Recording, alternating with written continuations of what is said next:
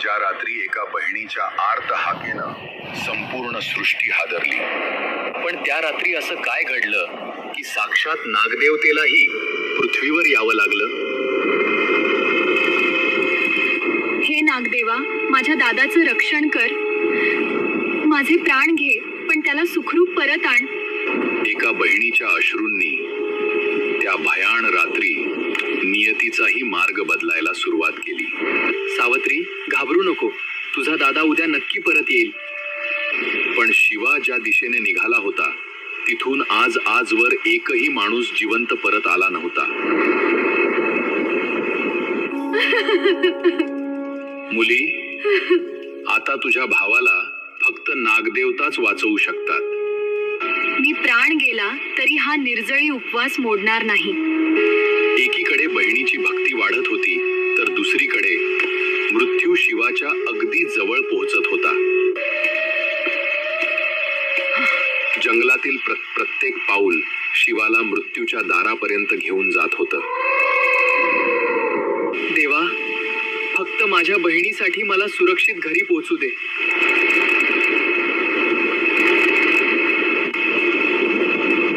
आणि अचानक नियतीने असा डाव टाकला की सर्व काही एका क्षणात बदलून गेलं.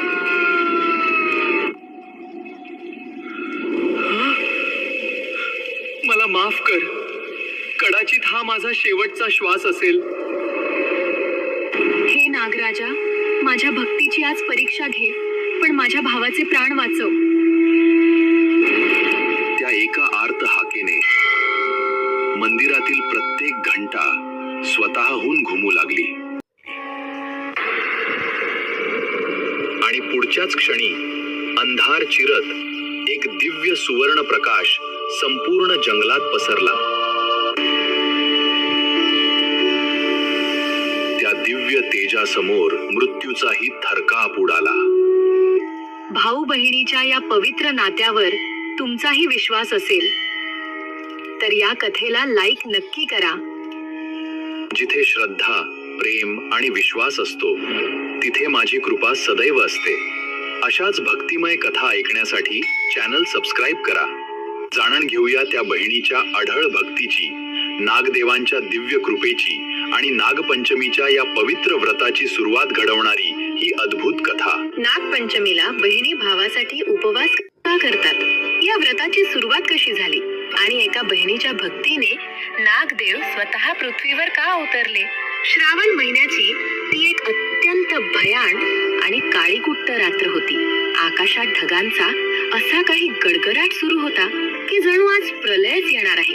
विजांचा कडकडाट असा होत होता की क्षणभर डोळे दिपून जावेत आणि पुढच्याच क्षणी पुन्हा तोच जीवघेणा अंधार. धोधो कोसळणाऱ्या मुसळधार पावसाने संपूर्ण नंदीग्राम गावाला आपल्या विळख्यात घेतले होते.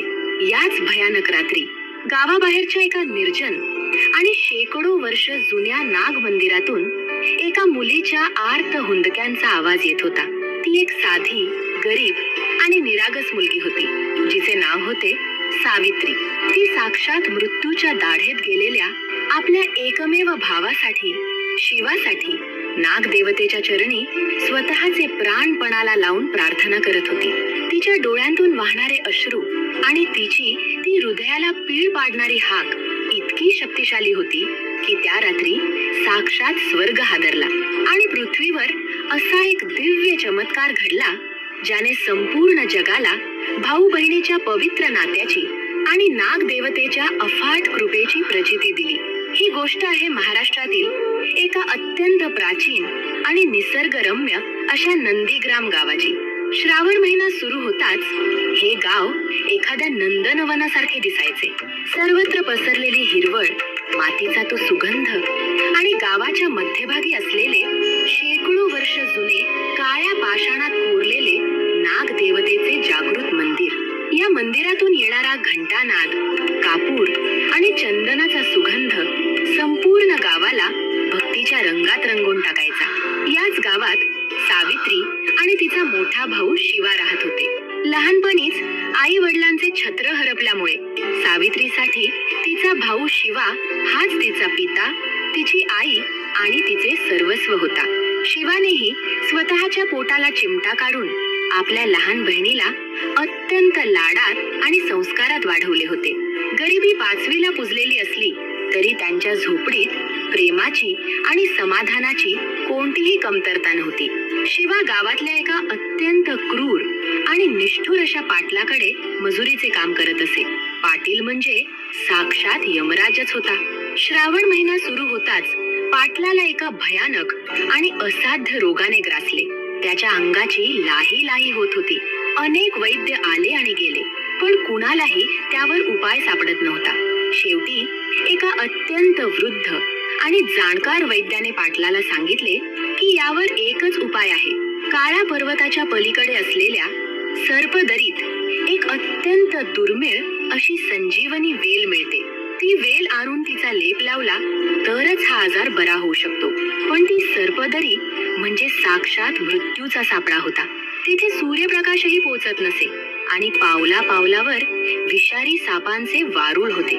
आजवर जो कोणी त्या दरीत गेला तो कधीच जिवंत परत आला नव्हता. पाटलाने शिवाला बोलावून घेतले आणि एक अत्यंत भयानक अट घातली. त्याने शिवाला सांगितले की जर त्याने ती संजीवनी वेल आणली नाही तर तो शिवाच्या आणि सावित्रीच्या झोपडीला आग लावून देईल आणि त्यांना गावातून हाकलून देईल. बहिणीच्या भविष्यासाठी आणि तिच्या डोक्यावरचे छप्पर वाचवण्यासाठी शिवाने स्वतःचा जीव धोक्यात घालण्याचा निर्णय घेतला. जेव्हा सावित्रीला हे समजले तेव्हा तिच्या पायाखालची जमीनच सरकली. तिने भावाचे पाय धरून त्याला खूप अडवले. ती हमसून हमसून रडत होती. दादा, नको जाऊस तिथे. आपण हे गाव सोडून जाऊ. आपण भीक मागून खाऊ. पण मला तुला गमवायचे नाहीये. पण शिवाने तिच्या डोक्यावरून हात फिरवत अत्यंत प्रेमाने म्हटले, वेडी आहेस तू. मला काहीही होणार नाही. तुझा भाऊ उद्या संध्याकाळपर्यंत नक्की परत येईल. माझ्यावर आणि आपल्या देवावर विश्वास ठेव. आणि असे सांगून तो रात्रीच्या त्या भयानक अंधारात आणि कोसळणाऱ्या पावसात मृत्यूच्या त्या जंगलाकडे निघून गेला. सावित्री वेड्यासारखी रडत होती. तिचे मन भयानक शंकांनी ग्रासले होते. तिला काहीच सुचत नव्हते. ती अनवाणी पायांनी चिखलातून धावतच गावातील प्राचीन नाग मंदिरात गेली.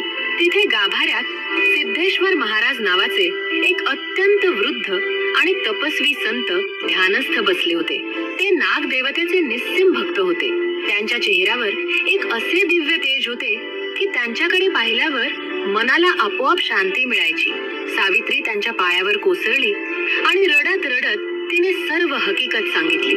सिद्धेश्वर महाराजांनी आपले डोळे उघडले. त्यांनी अत्यंत गंभीर आणि खणखणीत आवाजात सावित्रीला म्हटले, मुली, तो काळा पर्वत आणि ती सर्पदरी म्हणजे साक्षात नाग लोकाचे प्रवेशद्वार आहे. तिथे माणसाचा प्रवेश निषिद्ध आहे. तुझ्या भावाच्या मागे साक्षात मृत्यू उभा आहे. त्याला वाचवणे आता कोणत्याही माणसाच्या हातात नाही. तो मृत्यूच्या अशा दरीत गेला आहे जिथून देवही कोणाला सहजासहजी परत आणू शकत नाहीत. हे ऐकून सावित्रीच्या काळजाचा ठोका चुकला. तिचे डोळे विस्फारले. ती अत्यंत आर्त आवाजात म्हणाली, महाराज, माझ्या भावाला वाचवण्याचा काहीच मार्ग नाही का? तो अत्यंत निष्पाप आहे. त्याने केवळ माझ्यासाठी हा निर्णय घेतला आहे. मी माझे प्राण द्यायला तयार आहे, पण माझ्या भावाला जिवंत परत आणा. मी काहीही करायला तयार आहे. सिद्धेश्वर महाराजांनी तिच्या डोक्यावर हात ठेवला आणि म्हटले, मार्ग एकच आहे. उद्या नागपंचमीचा पवित्र दिवस आहे. श्रावणातील हा दिवस नाग देवतेला अत्यंत प्रिय असतो. जर तू उद्या पहाटेपासून तुझ्या भावासाठी निर्जळी उपवास केलास, अन्नाचा आणि पाण्याचा एक थेंबही न घेता पूर्ण श्रद्धेने गावाबाहेरच्या सर्वात मोठ्या वारुळाची पूजा केलीस आणि रात्रभर या मंदिरात नाग देवतेचा जप केलास तर तुझी भक्ती साक्षात मृत्यूलाही परत पाठवू शकते. पण लक्षात ठेव, हा उपवास अत्यंत कठीण आहे. यात तुझी सत्व परीक्षा घेतली जाईल. निसर्ग तुझी परीक्षा घेईल. वेदना तुझी परीक्षा घेतील. तुझी श्रद्धा जराही ढळता कामा नये. जर तुझ्या मनात क्षणभरही शंका आली तर तुझ्या भावाचे प्राण कायमचे जातील. सावित्रीने आपले डोळे पुसले. तिच्या चेहऱ्यावर आता भीती नव्हती, तर एक अढळ निश्चय होता. एका बहिणीचा निश्चय. तिने सिद्धेश्वर महाराजांना वचन दिले की ती प्राण गेला तरी हा उपवास मोडणार नाही. दुसरा दिवस उजाडला. नागपंचमीचा तो पवित्र दिवस. संपूर्ण गावात आनंदाचे आणि भक्तीचे वातावरण होते.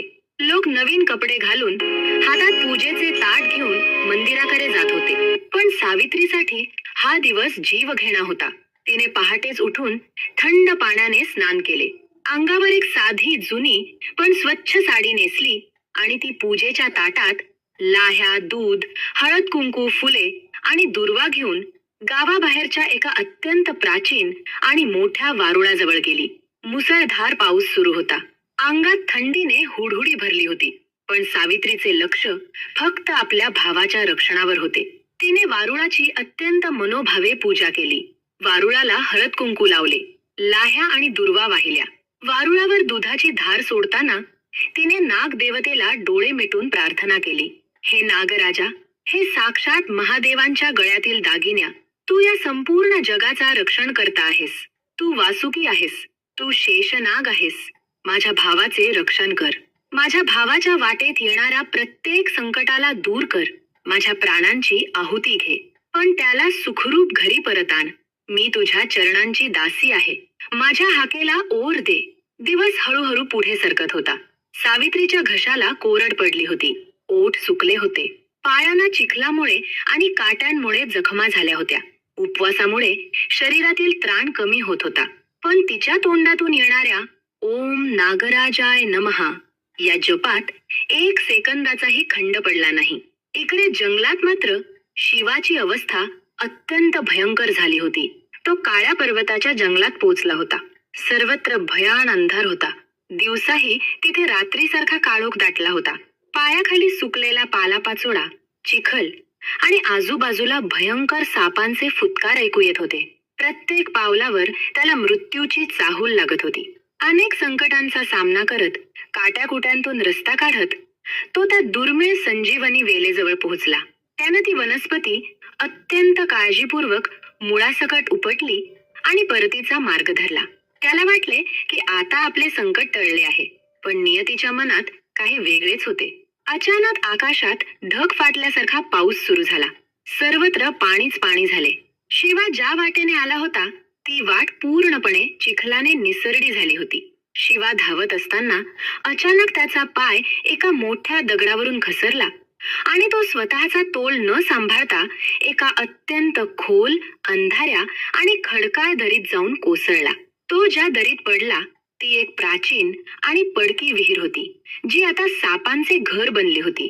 त्याच्या डोक्याला भयंकर मार लागला. पायाचे हाड मोडले आणि तो रक्ताच्या थारोळ्यात तिथेच निपचित पडला. जेव्हा शिवाला शुद्ध आली तेव्हा रात्र झाली होती. संपूर्ण दरीत एक भयानक काळोख होता. पण त्या काळोखात त्याला काहीतरी चमकताना दिसले. त्याने डोळे विस्फारून पाहिले आणि त्याच्या काळजाचे पाणी पाणी झाले. त्याच्या आजूबाजूला शेकडो भयानक विषारी सापांनी विळखा घातला होता. त्यांचे ते लालबुंद डोळे, त्यांच्या जिभा आणि त्यांच्या फुटकाराचा तो भयानक आवाज ऐकून शिवाला खात्री झाली की आता आपला मृत्यू अटळ आहे. सापांचे ते जाळे हळूहळू त्याच्या जवळ येत होते. एका महाकाय काळ्या नागाने फणा काढला आणि तो शिवाच्या दिशेने वेगाने झेपावला. शिवाने आपले डोळे गच्च मिटले आणि शेवटच्या क्षणी त्याला फक्त आपली बहीण सावित्री आठवली. मला माफ कर सावित्री, तुझा दादा आता कधीच परत येणार नाही. हे शब्द त्याच्या ओठांवर आले. इकडे नंदीग्राम गावात मध्यरात्र उलटून गेली होती. सावित्री अजूनही नाग मंदिरात शिवलिंगासमोर आणि नागदेवतेच्या मूर्तीसमोर बसून जप करत होती. तिची अवस्था अत्यंत नाजूक झाली होती. निर्जळी उपवास आणि सततच्या रडण्यामुळे तिला चक्कर येत होती. तिचे डोळे लाल झाले होते. शरीर तापाने फणफणले होते. पण तिने हातातील पूजेचे ताट खाली ठेवले नाही. मंदिरात एकटाच दिवा तेवत होता. अचानक एक अत्यंत जोराचा वारा आला. पावसाच्या सरी थेट गाभाऱ्यात आल्या आणि तो दिवा विझू लागला. दिव्याला विझताना पाहून सावित्री वेड्यासारखी किंचाळली. नाही, माझ्या भावाचे प्राण असे विझू देऊ नकोस देवा. तिने आपले दोन्ही हात त्या दिव्याभोवती ठेवले. वाऱ्याच्या वेगामुळे आणि दिव्याच्या उष्णतेमुळे तिच्या हातांना चटके बसत होते. त्वचा भाजत होती. पण तिने तो दिवा विझू दिला नाही. तिने स्वतःचे डोके जमिनीवर अत्यंत जोरात आपटले आणि अत्यंत आर्त, काळीज पिळवटून टाकणाऱ्या आवाजात साद घातली. हे नाग देवता, जर माझ्या भक्तीत जराही सत्य असेल, जर माझ्या बहिणीच्या प्रेमात जराही ताकद असेल, जर या जगात खरोखरच न्याय असेल, तर आज तुला माझ्या भावासाठी यावेच लागेल. तुला यावेच लागेल. तिचा तो आक्रोश इतका शक्तिशाली होता की मंदिरातील घंटा आपोआप वाजू लागल्या आणि त्याच क्षणी त्या भयानक जंगलाच्या खोल दरीत एक असा चमत्कार घडला ज्याची कल्पना कोणत्याही मानवाने केली नसेल. शिवाला डंख मारण्यासाठी झेपावलेला तो महाकाय साप अचानक हवेतच गोठल्यासारखा थांबला. संपूर्ण दरीत अचानक एक अत्यंत प्रखर, डोळे दिपवून टाकणारा सुवर्ण प्रकाश पसरला. तो प्रकाश इतका दिव्य, शीतल आणि तेजस्वी होता की शिवाला आपले हात डोळ्यांवर ठेवावे लागले. त्या सुवर्ण प्रकाशाच्या मध्यभागातून साक्षात शेषनागाचा एक अत्यंत रौद्र पण तितकाच शांत आणि दैवी अवतार प्रकट झाला. त्यांचे रूप शब्दांच्या पलीकडचे होते. त्यांच्या अंगावर कोट्यावधी सूर्यांचे तेज होते. त्यांच्या डोक्यावर चमकणारा नागमणी संपूर्ण जंगलाचा अंधार दूर करत होता. नाग देवतेचे ते विशाल रूप पाहून तिथे असलेले शेकडो साप एकदम शांत झाले. त्यांचे फुटकार थांबले आणि त्यांनी नाग देवतेसमोर आपले फणे खाली करून नतमस्तक झाले. नाग देवतेने आपल्या अत्यंत करुणामयी डोळ्यांनी शिवाकडे पाहिले. एका बहिणीच्या निर्जळी उपवासाने, तिच्या भाजलेल्या हातांनी आणि अखंड श्रद्धेने साक्षात देवाला पृथ्वीवर येण्यास भाग पाडले होते. नाग देवतेने आपला अत्यंत कोमल स्पर्श शिवाच्या जखमी डोक्याला आणि मोडलेल्या पायाला केला. तो स्पर्श एखाद्या अमृतासारखा होता. क्षणात शिवाच्या अंगातील सर्व वेदना, सर्व जखमा नाहीशा झाल्या. त्याचे मोडलेले हाड पूर्ववत झाले. त्याच्या शरीरात एक नवीन दैवी ऊर्जा संचारली.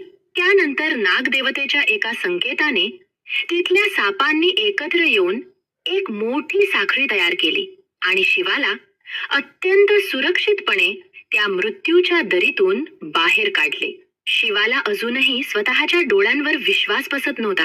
तो हात जोडून रडत नागदेवतेसमोर उभा होता. नागदेवतेने त्याला आशीर्वाद दिला.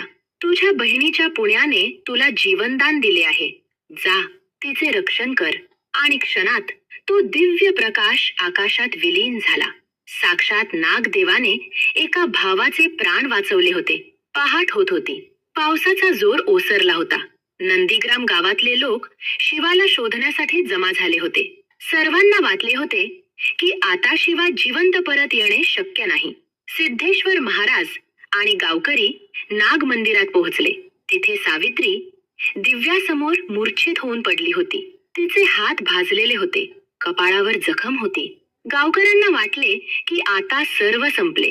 तेवढ्यात मंदिराच्या दारात एक सावली उभी राहिली. सर्वांनी वळून पाहिले. हातात ती दुर्मिळ संजीवनी वेल घेऊन शिवा सुखरूप उभा होता. त्याच्या चेहऱ्यावर एक विलक्षण तेज होते. शिवा धावतच पुढे आला आणि मूर्छित पडलेल्या सावित्रीच्या पायांवर कोसळला. त्याने अत्यंत भावनिक होऊन हाक मारली, सावित्री, माझी ताई, डोळे उघड. तुझा दादा आलाय ग. साक्षात मृत्यूच्या दाढेतून परत आलाय. भावाचा आवाज ऐकताच सावित्रीच्या शरीरात जणू प्राण परत आले. तिने हळूहळू डोळे उघडले. आपल्या भावाला जिवंत आणि सुखरूप पाहून तिने त्याला घट्ट मिठी मारली. दोघेही बहीण भाऊ हमसून हमसून रडत होते. तो प्रसंग इतका हृदयद्रावक होता की तिथे उपस्थित असलेल्या प्रत्येक गावकऱ्याच्या डोळ्यांतून अश्रूंच्या धारा वाहत होत्या. शिवाने सर्वांसमोर रात्री जंगलात घडलेला तो दिव्य चमत्कार सांगितला. साक्षात नागदेव कसे प्रकट झाले आणि त्यांनी कसे त्याचे प्राण वाचवले हे ऐकून संपूर्ण गाव थक्क झाले. गावकऱ्यांनी साक्षात नागदेवतेचा जयघोष सुरू केला. सिद्धेश्वर महाराजांनी सावित्रीच्या डोक्यावर हात ठेवला आणि म्हटले, मुली, आज तुझ्या या निर्जयी व्रताने आणि निस्वार्थ प्रेमाने साक्षात देवालाही झुकवले. तुझी ही भक्ती या जगासाठी एक मोठा आदर्श ठरली आहे. क्रूर पाटलाला जेव्हा ही बातमी समजली आणि शिवाने त्याला ती संजीवनी वेल आणून दिली, तेव्हा पाटलाचेही हृदय परिवर्तन झाले. त्याचा आजार तर बरा झालाच, पण त्याच्या मनातील अहंकारही नष्ट झाला. तो धावतच मंदिरात आला आणि त्याने शिवा आणि सावित्रीची सर्वांसमोर माफी मागितली. त्याने त्यांची सर्व कर्जे माफ केली आणि त्यांना जगण्यासाठी भरपूर संपत्ती दिली. तसेच त्यांना स्वतःच्या मुलांसारखे वागवण्याचे वचन दिले. त्या दिवसापासून नंदीग्राम गावात एक नवी परंपरा सुरू झाली. प्रत्येक वर्षी नागपंचमीच्या दिवशी गावातील प्रत्येक बहीण आपल्या भावाच्या दीर्घायुष्यासाठी आणि त्याच्या रक्षणासाठी अत्यंत श्रद्धेने निर्जळी उपवास करू लागली. बारुळाची पूजा करून नागदेवतेला साथ घालू लागली. ही पारंपरिक भक्तिपर काल्पनिक आख्यायिका आपल्याला एक अत्यंत मोलाचा संदेश देऊन जाते. भाऊ बहिणीचे नाते हे केवळ रक्ताचे नसते, तर त्याग, श्रद्धा आणि प्रेमाचे असते. जिथे निस्वार्थ प्रेम आणि भक्ती असते, तिथे साक्षात परमेश्वर वास करतो.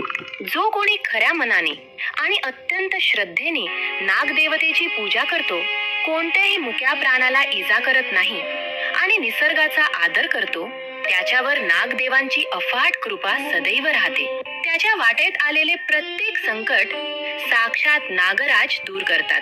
श्रद्धा आणि भक्तीच्या या अद्भुत परंपरेला आणि भाऊ बहिणीच्या या पवित्र नात्याला त्रिवार वंदन.